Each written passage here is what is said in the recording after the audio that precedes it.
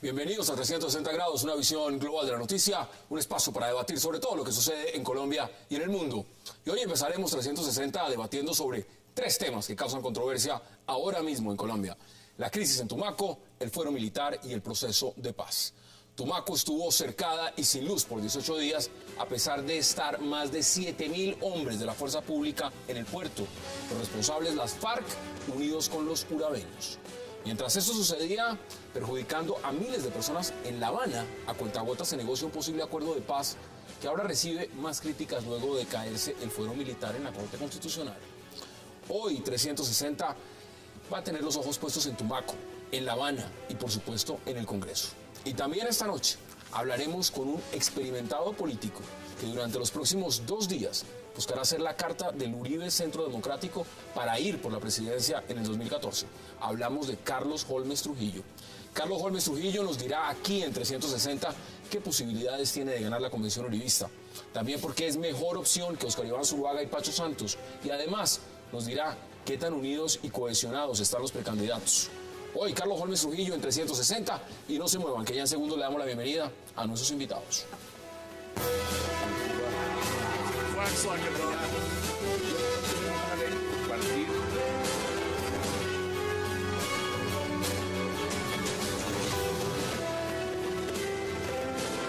Qué placer darle la bienvenida esta noche 360 a Catalina Ruiz Navarro, al general Jairo Delgado, a Federico Hoyos y a Mario Morales. Catalina, señores, qué placer y gracias por aceptar esta invitación. Muchísimas gracias. Vámonos de plano a Tumaco. ¿Por qué a Tumaco, general? Porque lo que ha pasado en Tumaco, pues evidentemente la pregunta que muchos se hacen es: ¿a quién le importa ese municipio? ¿Cómo ve usted lo que está pasando allá? Sí. Bueno, yo pienso que tiene un acumulado, digamos, de un déficit de presencia del Estado, de resolución de muchos problemas sociales, y uno diría que Tumaco está en el extremo de 3 situaciones: en el extremo de su ubicación geográfica, en el extremo, digamos, de su situación de cultivos de hoja de coca, y realmente es el municipio en este momento con más cultivo, cerca de 5.800 hectáreas, y en el extremo, digamos, de su índice de necesidades básicas insatisfechas, digamos que es como un promedio del 48% y el nacional del 28%, lo que refleja, digamos, que tiene unas características muy críticas, pero que las que hoy, digamos, hacen que el fenómeno de inseguridad y de violencia se genere, realmente es una guerra del narcotráfico en donde el gran protagonista son las FARC. ¿Cómo se explica uno, Catalina, que cuando ve uno lo que está pasando en Tumaco, estén las FARC trabajando mancomunadamente con los urabeños, tumbando torres de energía, no hay absolutamente nada, y el gobierno se demore 18 días en llevarlos? El gobierno no se ha demorado 18 días, se ha demorado años. Cuando nosotros decimos que en este momento hay una crisis en Tumaco que tiene que ver con los urabeños y que es culpa de los urabeños y de las FARC, tenemos que decir que es culpa del Estado también. Porque si están mancomunados los urabeños y las FARC en Tumaco en este momento es porque es una zona del país que lleva abandonada años y años y años y años y siglos. No son 18 días. Y no es que en este momento esté en crisis. Esto es una crisis sostenida. No, se han robado además en el municipio. En el municipio hay 178 muertos de enero a septiembre. Hubo 178 muertos. ¿Cómo es eso posible? No podemos hablar de una crisis de 18 días. Mario, ¿usted lo ve de la misma forma? Tristemente sí. Tumaco suma los peores indicadores del país. Sí. Tumaco en indicadores es una vergüenza nacional. Índices de desempleo cercanos al 80%. Índices de mortalidad de casi 200 muertos por cada 100.000 habitantes, superando 10 veces la media nacional. Necesidades insatisfechas también cercanas al 100%. Falta de educación. Infraestructura sin agua, sin luz. Desempleo. Las 2 últimas oportunidades que los tumaqueños son hoy la palma de aceite, que también está en poder de las mafias, el mototaxismo. Y pare de contar, todo el mundo se quiere ir de Tumaco y no los dejan. Y no se puede, y está la violencia, y está el narcotráfico, y está el Frente 29, y están las huellas de los rastrojos, de los urabeños, está el ELN. Es una ruta de narcotráfico, hay ríos, trochas, senderos por donde pasa la droga.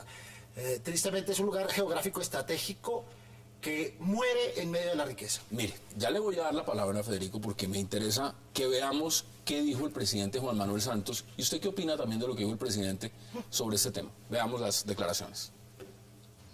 Los responsables de lo que está sucediendo aquí en Tumaco son las FARC. Sus actos terroristas, lo único que están consiguiendo es que sufra la población civil. Eso es totalmente inaceptable y espero que tengan muy en cuenta que esos actos terroristas no van a intimidar a nadie. La fuerza pública tiene instrucciones claras y contundentes de ser cada vez más contundentes, porque el terrorismo se tiene que combatir en todas sus manifestaciones. Y así les he dicho a los señores comandantes, no tengan ni tregua ni cuartel frente a esos actos terroristas. Claramente dice el presidente, son las FARC. ¿Usted qué dice?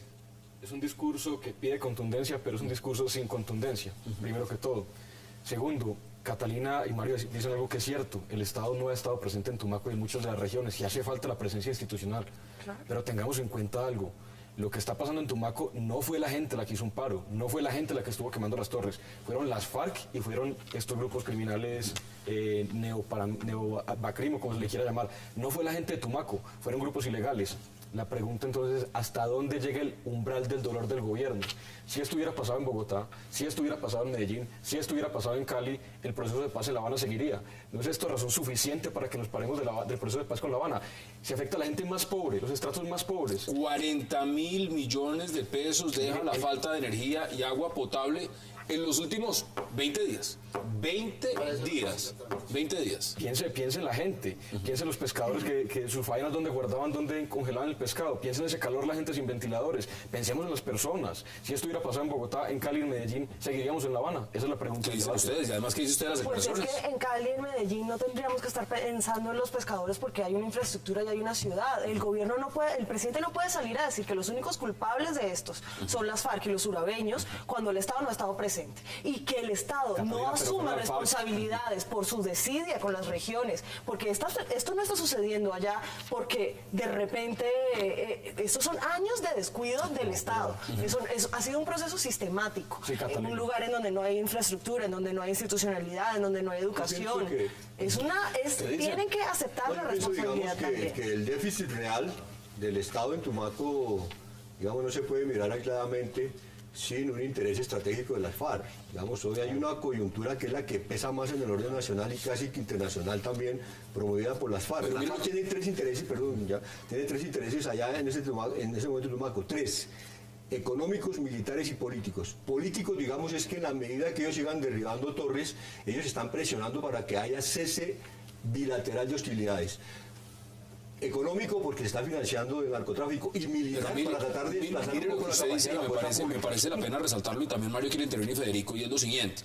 En este momento, y esto lo leo textualmente, entre policía y ejército y armada han desplegado 7.000 hombres a lo largo y ancho del puerto para ubicar ¿a quién? A un señor que se hace llamar el doctor. Y en este momento, ¿por qué antes no? Pero entonces vamos por partes. El señor doctor, que es de las FARC, que es un cabecilla de las FARC, ese señor representa claramente a los con los que se está negociando en La Habana. Ese señor es un narcotraficante. Ese señor se va a desmovilizar. Ese señor le interesa realmente las negociaciones que están adelantando en La Habana. O ese señor está haciendo un festín en Tumaco, en Nariño, como muchos otros, y lo que está es dedicado es a delinquir. ¿Cómo lo ven ustedes?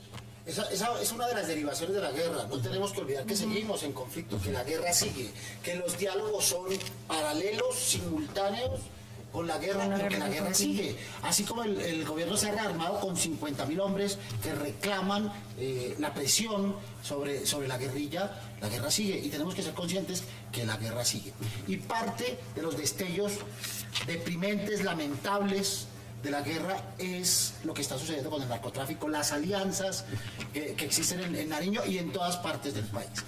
Pero lo que es inaceptable es que en medio de toda esta difusión, 3 semanas, todos esos hombres, 500 millones de pesos para poder capturar a una persona en medio del abandono del puerto.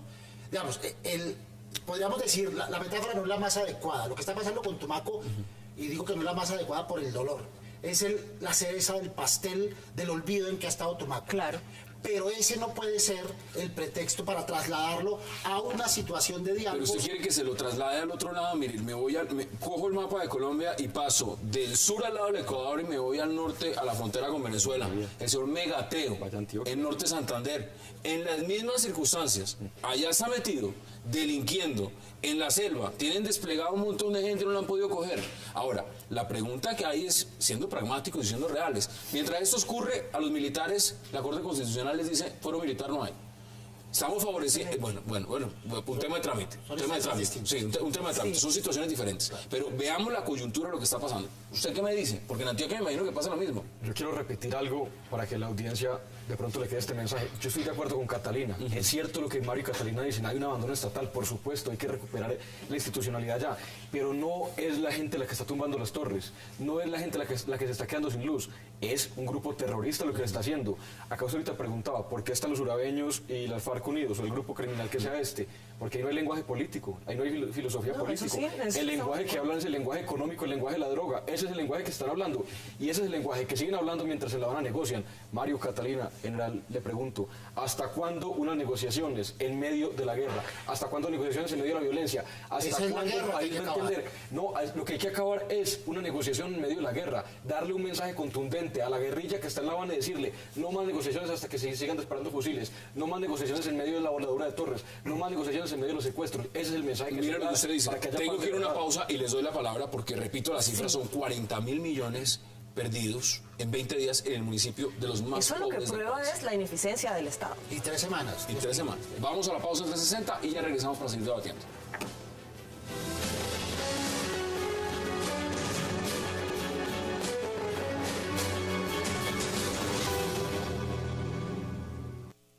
El procurador ha dicho que ningún funcionario público puede sostener diálogos con los jefes de las FARC, eso sería una falta disciplinaria, pero a la vez el fiscal ha aclarado que un ciudadano sin responsabilidades públicas no comete delito alguno si sostiene esos diálogos, de tal manera que me parece que la sociedad civil de Tumaco está en su derecho de irle a decir a los jefes de las FARC, no más martirio para Tumaco.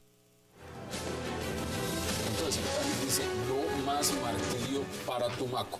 Regresamos y esas son las declaraciones. ¿Cómo ven ustedes las declaraciones? Porque claramente lo que le está diciendo es un mensaje a las FARC. Esto es las FARC. Estamos sin luz, es por las FARC. No se les olvide que están negociando con las FARC, general. No, yo pienso que, digamos, la mirada que se hace de responsabilizar al Estado como el único, digamos, que tiene que reaccionar para, de cierta forma, aclimatar la situación y mejorar la situación. Me parece que en este momento de coyuntura, aunque hay, digamos, un contenido real de una situación que vive Tumaco, el protagonista es FARC, son las FARC, digamos, el protagonista son las FARC. Son 18 días sin luz por una acción de las FARC. Están por diciendo unos que intereses estratégicos de las FARC. Agilizar el diálogo, Por unos agilizar las intereses rondas. de la FARC. Esta es una forma de agilizar. Sí, entonces me parece que cuando se matiza con el énfasis en el Estado, le dejamos al verdadero actor, al verdadero responsable, con una carga mínima de responsabilidad política y social, y entonces volvemos a lo mismo, al discurso histórico de que es el Estado es el culpable de todo, y bueno, y finalmente sí, pero en este momento son las FARC, digamos, Pues las FARC son el protagonista de la violencia y de lo que está pasando en Tumaco. Las FARC son los protagonistas de la violencia que nosotros estamos viendo en este momento. Por eso llevan 18 días sin luz, pero sin luz llevan años y eso es responsabilidad del Estado. Sin carreteras. Sin luz, sin carreteras, sin hospitales, sin educación, sin acueductos, sin absolutamente nada, y eso sí es culpa del Estado. Ahora, nadie está diciendo que esto es únicamente culpa del Estado. Claramente hay una guerrilla que no habría escalado a estos niveles inmanejables si hubiera presencia de institucionalidad en un lugar que siempre ha sido estratégico, pero que como está en el Chocó, toda la vida ha sido olvidado, porque en Colombia no le importa el Chocó al gobierno colombiano y esto es de toda la vida. Esto es Nariño, pero igual es una zona, es una región que está ahí, olvidada. Mire, el presidente, en su opinión, ¿se movió rápido para ir a enfrentar esta crisis o se demoró un poquito? Ahora lo hablaba con un amigo y a Uribe se le criticaba mucho por esa microgerencia, como le decían, la microgerencia de Uribe inefectiva, la microgerencia que hablaba con la gente antes, durante y después. Hoy vemos un presidente que reacciona 18 días después. Esa microgerencia hace falta. La presencia del presidente hace falta, porque el presidente es institucionalidad. y que hablamos de institucionalidad del presidente, que es la institución de la presidencia, se demora 18 días en ir. ¿Usted sabe quién nos han dicho aquí internamente entre ¿Tenía 160? garantías de seguridad para ir? Bueno, que no ha salido, no salió de la base. Y la lentitud de Si no Santos no salió hace de la mejor a base, Uribe. a ver, yo les pregunto una pregunta, pues, aprovechando también que está el general Delgado acá. 7.000 hombres despegados. Esto no es cualquier ejército. El ejército de Colombia es uno de los mejores ejércitos, de los mejor preparados. Sí, claro. Si no le pueden garantizar seguridad al presidente en un municipio como Tumaco, eso no salga de la base, ¿esto qué nos está diciendo? No, yo pienso que no hay nada, no quiero que la ¿Por qué no sale de la base? pero la presencia también del presidente no obedece, digamos, a temas de seguridad. No, ya durante que no. Yo pienso que sí, indudablemente, digamos, frente a un actor como las FARC, que son las que están negociando en este momento con el gobierno no puede dejar espacios de protagonismo. Es increíble que dure 18 días, sin una respuesta, digamos, del gobierno central. Olvidado. Por eso empecé el debate preguntándoles, ¿a quién le importa Tumaco? Eso, digamos, genera una percepción totalmente equivocada en el país, digamos, de la demora y de lo paquidérmico que se puede volver, digamos, el Estado para responder. ¿Cuáles son sus El conclusiones? presidente no va a Tumaco porque no tiene solución para Tumaco. Lo que lleva son pañitos de agua tibia, 150.000 galones de gasolina, porque la otra crisis, la del combustible, también está en Tumaco.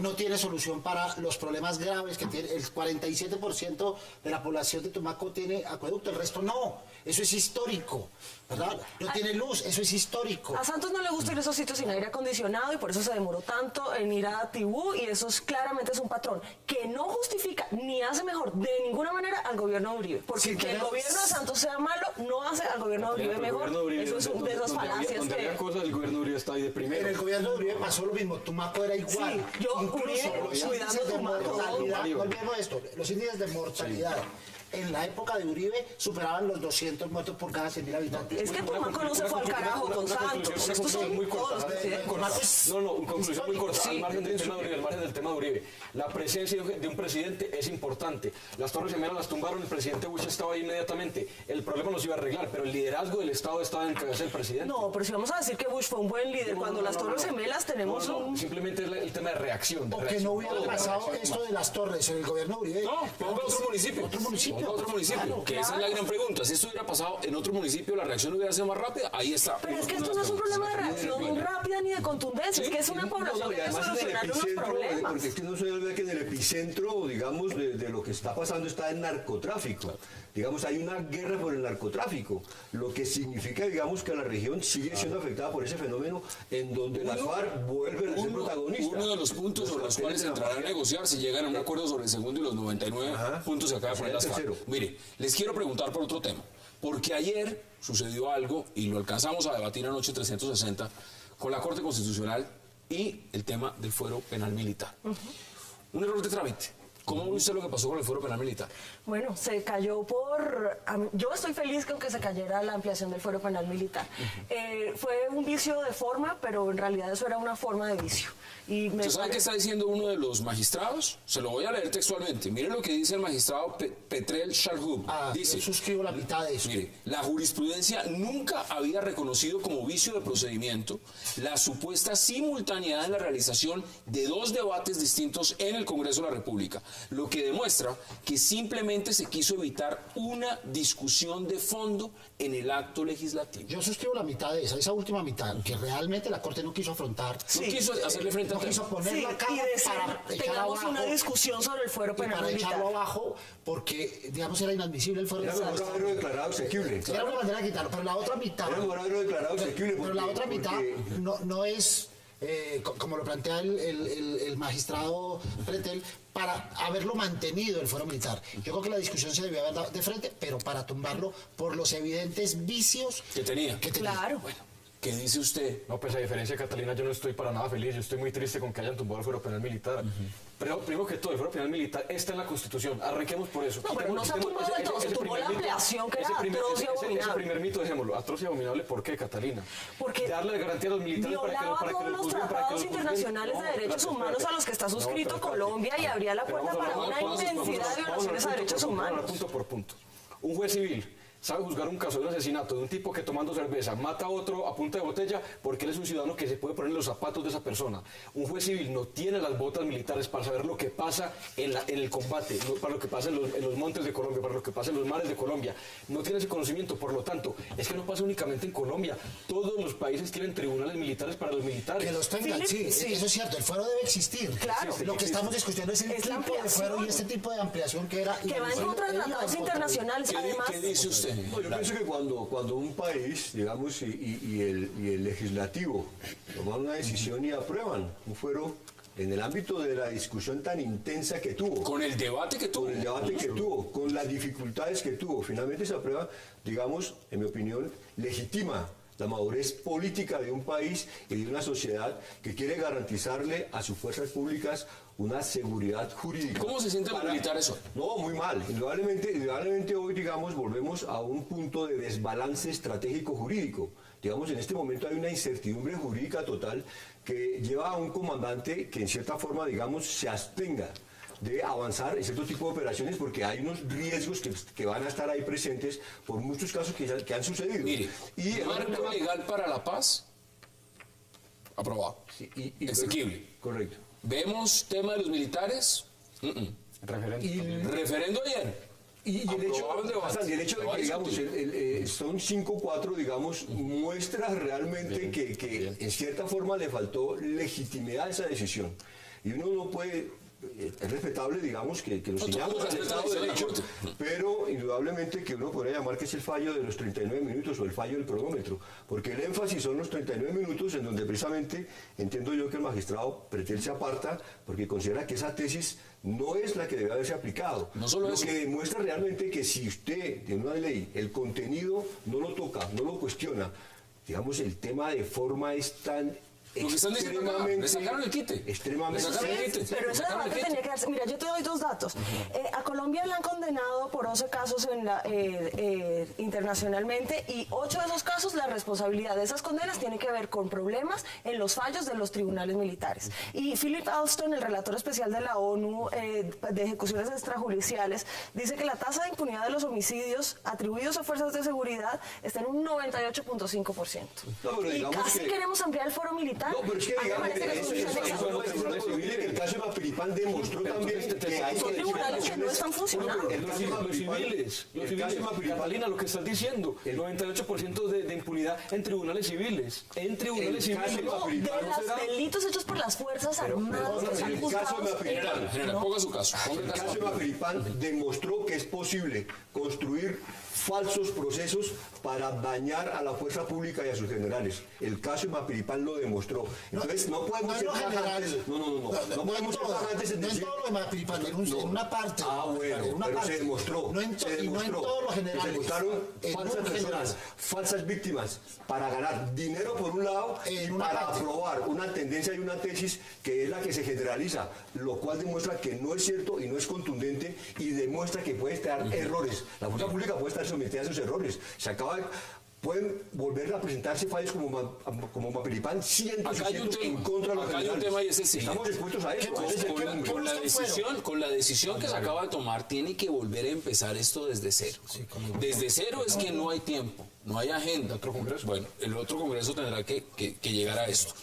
Ese elemento de por sí, en un momento crucial de negociación en La Habana, militares que tienen que ir a combate, porque esa es la realidad, tienen que ir a operativos militares.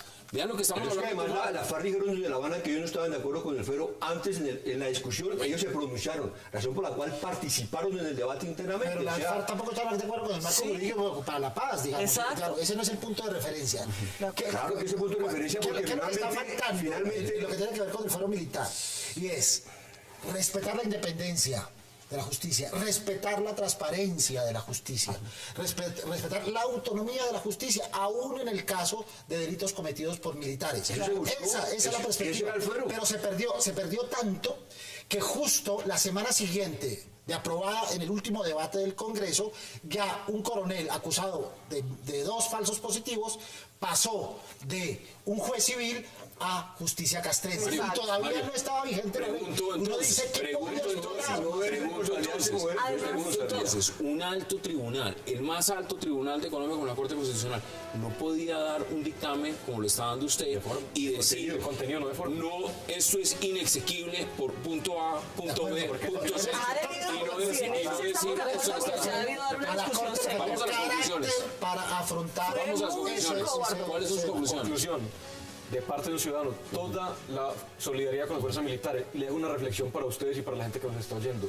¿No será que la impunidad de la que usted está hablando, Catalina, sería menos si fueran en tribunales militares? Hay una cosa que se llama el honor militar, que de pronto mucha gente no conoce. De pronto ese 98% de impunidad. Es el dato. Mucha gente víctima De no pronto, conocen ese Yo le honor. voy a contar del cartel de los jueces, le voy a contar los testigos esa impunidad falsos de sería la mucho Fiscalía. menor si fueran tribunales militares, que se busque teniendo en cuenta el tema del honor militar. De pronto esa impunidad sería menor. Pensemos en ese tema. ¿Cuáles son sus conclusiones? Tenemos 2 posibilidades.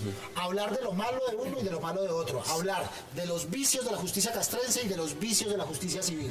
Ahí podemos quedar en las mismas. Que entre el diablo y escoja. Aspiramos a lo otro. Los militares a la necesitan su justicia. fuero. Necesitan un fuero controlado que respete la independencia de los jueces civiles en caso de delitos de lesa humanidad. En el caso de delitos fuera de combate. Necesita la participación de la justicia civil y la independencia. Catalina, 30 segundos para que me Esa den ampliación del conclusiones. fuero militar habría una ventana para interceptaciones a comunicaciones y para allanamientos como parte de operaciones de procedimiento, y eso deja desprotegidos a muchos defensores de derechos humanos, a muchas víctimas les dificulta el acceso a la justicia. Hay que tener una seria discusión sobre el fuero penal militar en ¿Los Colombia. militares tienen que tener fuero o no? Sí, En su tienen que opinión. tener fuero, pero tuvo y se ganó. no al nivel de ampliación que se estaba Catalina, se proponiendo. tuvo y se ganó. Y la Corte, pues sí, hizo una decisión que a mí me parece favorable, aunque muy cobarde, porque ese es un debate que había que dar General, desde la sociedad sus civil. conclusiones en 20 A segundos. mí me parece que se produce una grave incertidumbre jurídica en donde se le da cabida a que quienes son enemigos de la fuerza pública construyan una cantidad de procesos en contra de la fuerza pública para detener la capacidad ofensiva que en este momento tiene contra la ¿Le guerrilla. agrega usted algo en 15 segundos? Le agrego a lo que Catalina decía, una discusión amplia. Se tuvo en el Congreso y se ganó esa discusión. De manera que el fuero penal militar lo había aprobado el Congreso. La discusión la hubo, y amplia y profunda. Un verdadero placer, general, como siempre. Gracias por aceptar la invitación. Federico Hoyos, gracias también. Catalina, como Gracias. siempre. Y Mario, qué gusto. A ustedes nos esperan porque después de la pausa vamos a entrevistar a uno de los protagonistas de la convención uribista, Carlos Holmes Trujillo. No se vayan.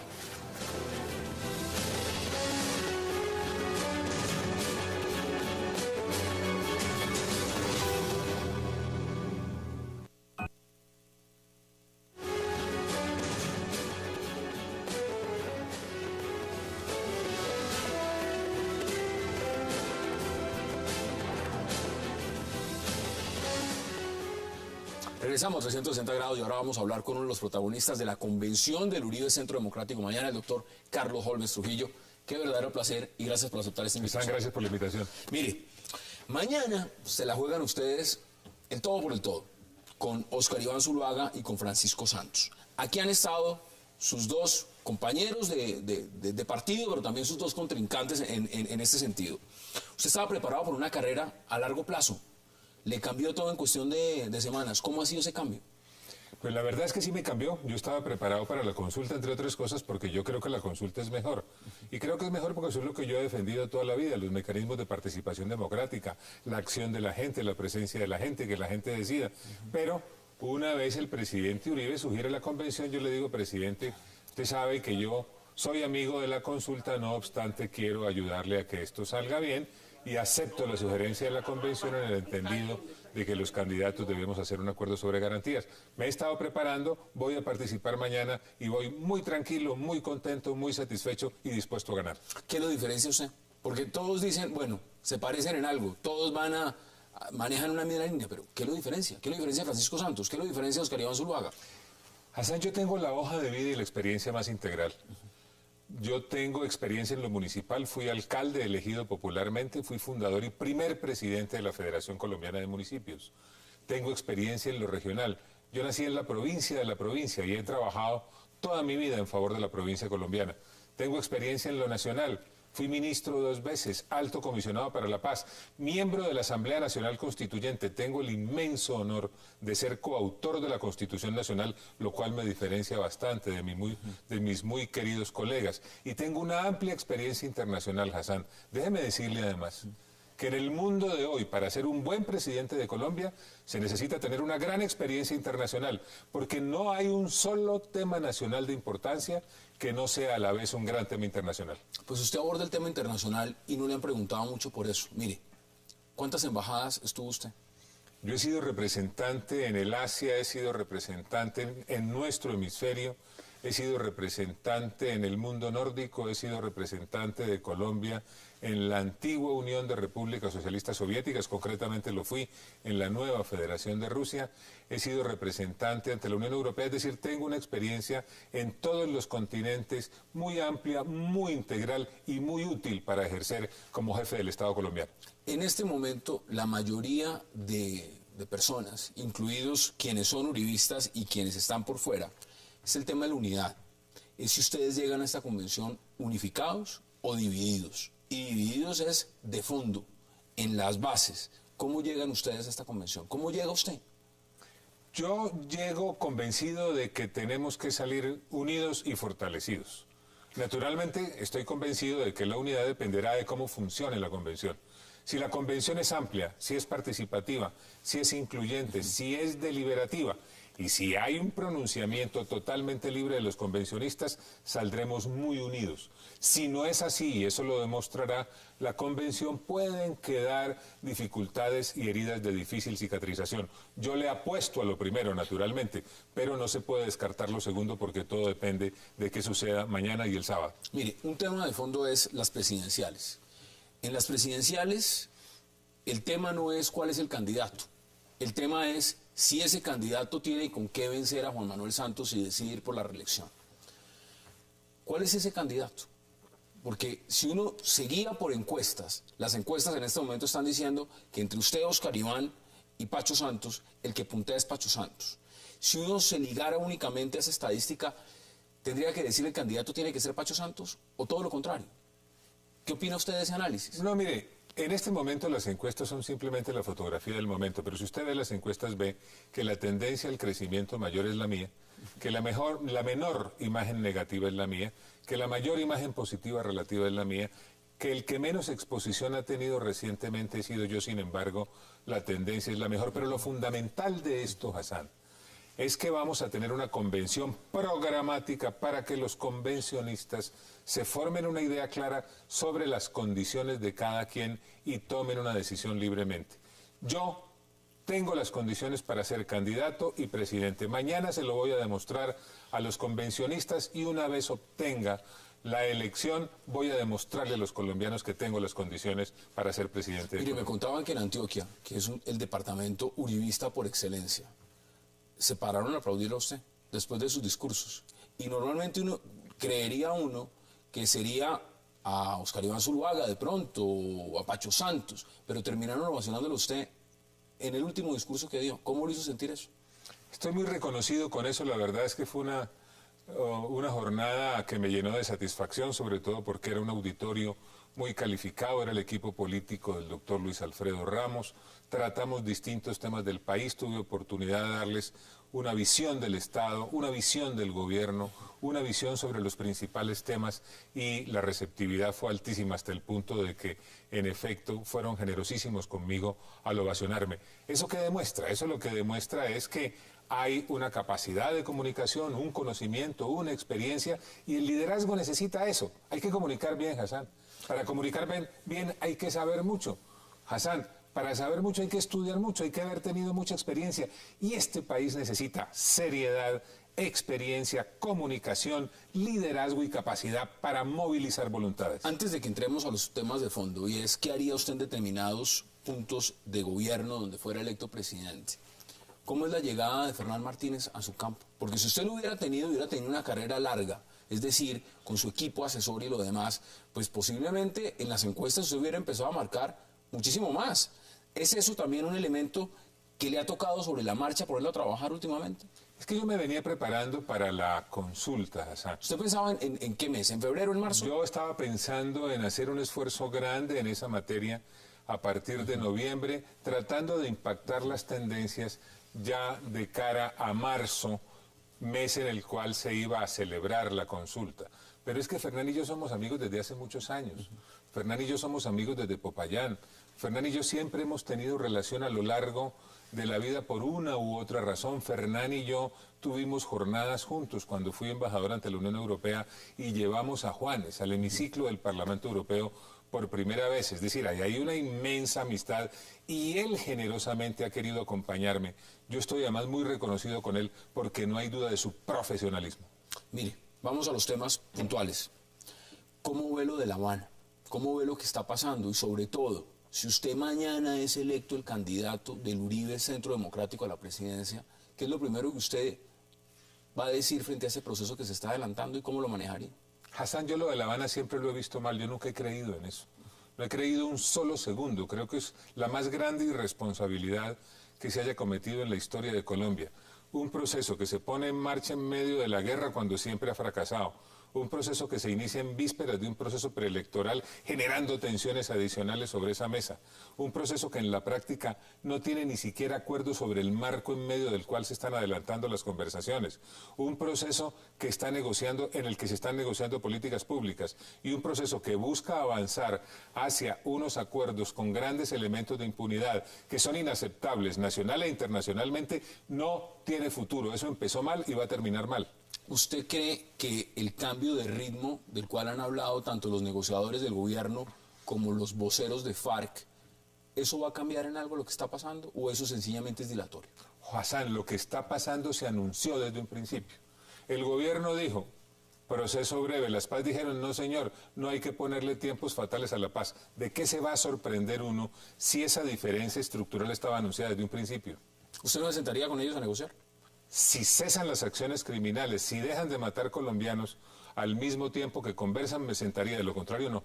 Lo de Tumaco, ¿cómo lo vio? Que lo estábamos debatiendo hace unos minutos acá y que el presidente se haya demorado 18 días en ir a Tumaco. No, pero hágame el favor, esas son las consecuencias de la negociación en medio de la guerra. Entonces, suceden las cosas como acaba de pasar en Tumaco y el gobierno sigue conversando en La Habana. Es una barbaridad, por eso nosotros hemos señalado, y yo particularmente he sido muy enfático en eso, que la única manera de construir el escenario para un proceso que pueda avanzar es exigiendo que las FARC cesen las acciones terroristas como condición para conversar. ¿Cómo se sabe cuando el expresidente Álvaro Uribe ha hablado de sus huevitos? 3, 4, 5 huevitos, póngale los que usted quiera. ¿Usted entraría a cuidar esos 5 huevitos? ¿Hay que restablecer esos 5 huevitos? ¿O sencillamente usted tiene una agenda propia? Y dice, mire, yo vengo con lo mío. No, por supuesto que yo ejecutaré las políticas que se derivan de esos 5 pilares que son la propuesta de Centro Democrático. Si al pueblo se le plantea un programa y el pueblo elige el programa, lo que hay que hacer es ejecutarlo. Lo que es inaceptable es lo que pasó con el doctor Juan Manuel Santos, que la gente lo eligió para una cosa y él resolvió hacer otra. Yo creo en los programas, creo en los mandatos populares, creo en la seriedad de las propuestas y naturalmente, cuando sea elegido, me dedicaré a cumplir con las propuestas con base en la propuesta de Centro Democrático, que es la mía. ¿Cómo ve el tema de seguridad? Muy mal, deteriorándose en toda parte, se lo dicen a uno los colombianos, y no se lo presentan como una percepción, por el contrario, se lo señalan con ejemplos concretos. En todas las regiones del país, desafortunadamente, se deterioró la seguridad. Usted, con el bagaje que ha tenido internacionalmente, uno recuerda el gobierno del expresidente Álvaro Uribe, tensión con Venezuela, tensión con Ecuador, una situación complicada cuando se veía el tema del ALBA, el manejo de las relaciones internacionales para muchos críticos era que no era la mejor, no se manejó muy bien. ¿Cómo ve usted eso si llega a la presidencia y si vuelve el uribismo a la presidencia? Yo reconsideraría por completo el manejo de las relaciones internacionales, particularmente en el hemisferio. Mire, lo que ha pasado en la región, el debilitamiento de la institucionalidad que se había construido durante tantos años en el hemisferio con dificultades, es consecuencia de acciones como las que está adelantando el gobierno del presidente Santos. Hay que tener buenas relaciones con los vecinos, pero para tener buenas relaciones necesitan dos. Y usted no puede hacer caso omiso para tener buenas relaciones con Venezuela de que siguen siendo santuario del terrorismo. ¿Qué es lo que corresponde al interés nacional? Exigirle a Venezuela que dejen de actuar de esa manera para que pueda haber buenas relaciones. La legitimidad de Nicolás Maduro y esos temas, ¿usted cómo lo ve? Mire usted lo que pasó. El afán de salir a reconocer ese gobierno implicó el debilitamiento de la Carta Democrática Interamericana. Y en la medida en que se debilitan esos compromisos internacionales, hemisféricos en este caso, en defensa de la democracia, se están dejando semillas muy graves y muy peligrosas para el futuro. Estaba debatiendo acá hace unos minutos también lo que pasó ayer con el tema del fuero penal militar. ¿Cómo lo ve usted? Muy grave, muy grave. Se necesita el fuero penal militar. Las Fuerzas Armadas de Colombia necesitan seguridad jurídica. Nadie está reclamando impunidad. Lo que se pide es seguridad ¿Con jurídica. esa ampliación? Igual como estaba. Es decir, como lo aprobó el Congreso, ¿usted le parece que quedó bien? Sí, yo creo que estaba bien, pero es más, creo que debe mejorarse aún el fuero penal militar. No hay por qué tenerle complejos ni miedo al fuero penal militar. Existe en todo el mundo. Y hay algo que es muy importante recordar, Hassan. Las leyes, las normas humanitarias de ninguna manera debilitan ni desconocen el derecho de los estados a preservar la seguridad y la integridad territorial. Y aquí han querido presentar lo humanitario como contradictorio del ejercicio legítimo del poder del Estado. Ese es un gran error. Y hay que corregir el error para actuar dentro de ese marco a fin de garantizar la seguridad jurídica de las Fuerzas Armadas. Este gobierno, el actual gobierno en Colombia del presidente Juan Manuel Santos, se prometió a sí mismo ser un gobierno reformista.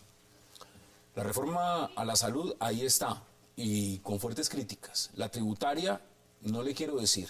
La de justicia, eso fue un fiasco. Lo que viene es un tema estructural de fondo. El próximo presidente de Colombia sea Juan Manuel Santos y repite, o sea, el que viene va a tener que mirar el tema del agro, va a tener que mirar el tema de educación del cual usted está hablando mucho. ¿Cuál es esa bandera sobre la cual van a tener que prestar atención lo antes posible y que a usted más le preocupa? En primer lugar, el gobierno ha fracasado en todo.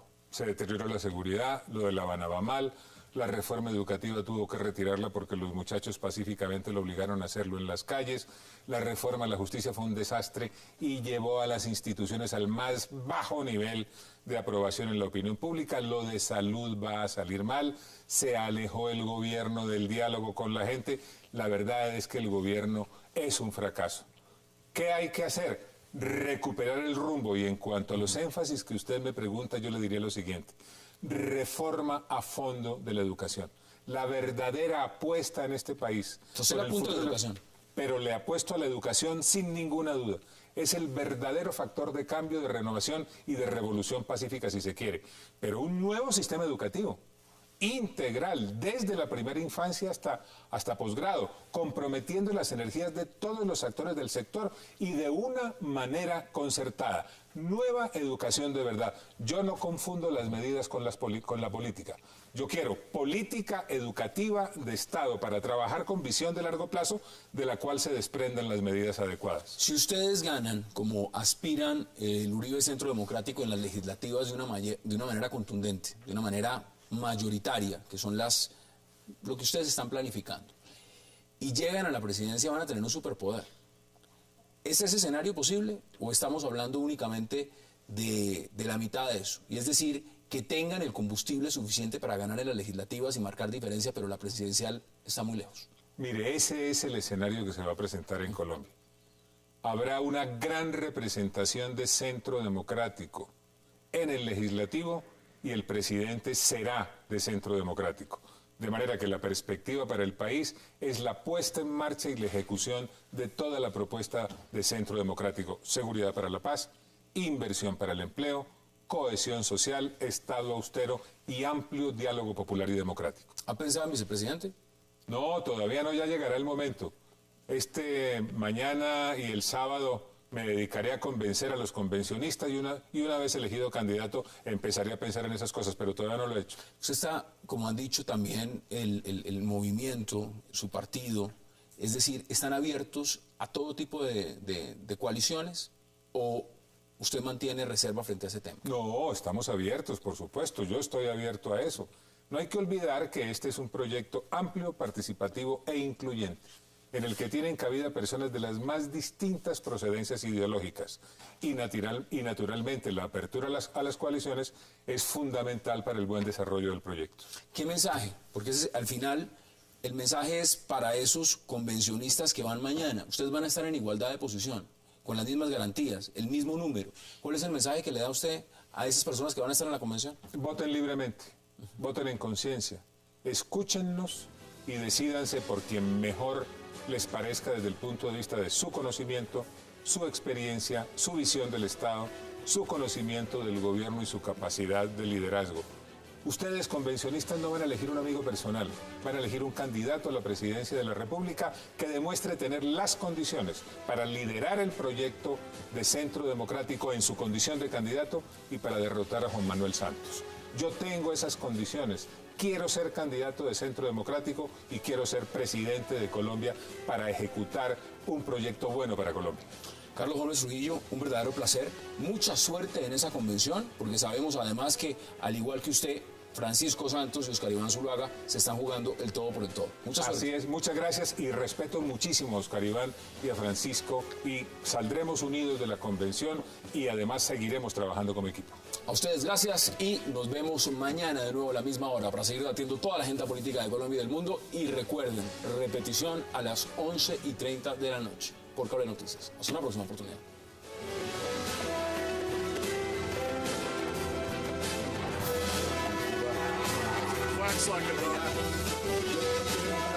Partido